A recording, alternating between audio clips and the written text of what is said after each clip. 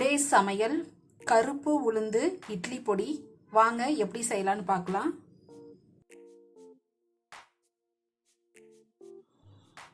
இட்லி பொடி செய்ய இந்த கப்பில் 3 கப் அளவு கருப்பு உளுந்து, 2 கப் அளவு கடலைப்பருப்பு, 2 டீஸ்பூன் துவரம்பருப்பு, 2 டீஸ்பூன் பச்சரிசி, அதே அளவு கருப்பு எள்ளு, 1 கப் அளவு கொத்தமல்லி,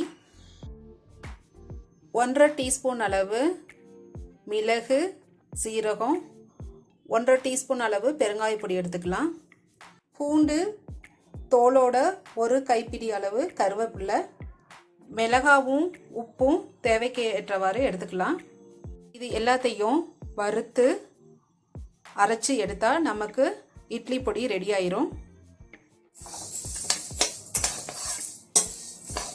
கடலைப்பருப்பு உளுத்தம்பருப்பு நல்லா வறுத்தாச்சு.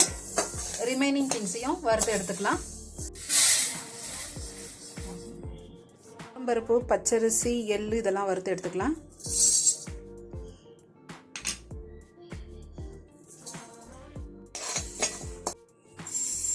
கொத்தமல்லி, மிளகு சீரகம், பூண்டு, உப்பு,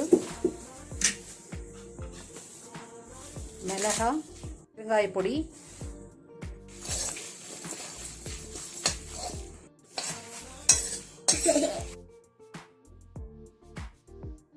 அரிசி, கொத்தமல்லி, கருவேப்பிலை, பூண்டு, மிளகாய் எல்லாம் வறுத்தாச்சு.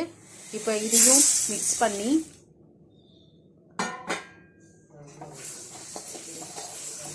நல்லா மிக்ஸ் பண்ணிவிட்டு கூலானதும் மிக்ஸி ஜாருக்கு மாற்றி அரைச்சி எடுத்துடலாம். நல்லா கூலாயிருச்சு. இப்போ அரைச்சி எடுத்துக்கலாம்.